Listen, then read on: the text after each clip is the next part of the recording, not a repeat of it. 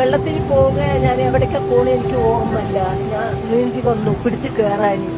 അങ്ങനെ കയറി ഇങ്ങനെ പോയപ്പോ അവിടെ ആന മൂന്നെണ്ണുണ്ട്. അതിലൊരു പറമ്പിന്റെ മരം ഉണ്ടായി. ആ മരത്തിനെ കെട്ടിപ്പിടിച്ചിട്ട് ഞാൻ ഈ ആനന്റെ മുഖത്ത് നോക്കിയിട്ട് പറഞ്ഞു, ഒരു കൊമ്പനാണ്. ആന ഇങ്ങനെ എന്നെ നോക്കി ഇങ്ങനെ ഉണ്ടാവും ചെവിയാട്ടി നിൽക്കുന്നുണ്ട്. അപ്പൊ ഞാൻ പറഞ്ഞ്, ഞങ്ങള് വലിയ ദുരിതത്തിൽ നിന്നാണ് രക്ഷപ്പെട്ട് വരുന്നത്.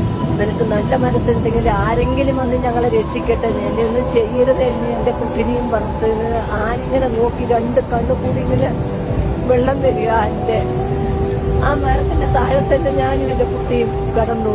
മഴ, പെരും മഴ. രാത്രി 1:30 സംഭവിച്ചിട്ട് 6 മണി വരെ രാവിലെ ആ മരത്തിന്റെ താഴെ ഞങ്ങൾ കിടന്നു. ഞങ്ങൾ അടുത്തുനിന്ന് മാറിയിട്ടില്ല. ആന അവിടെ തന്നെ നിൽക്കുക. ഒരു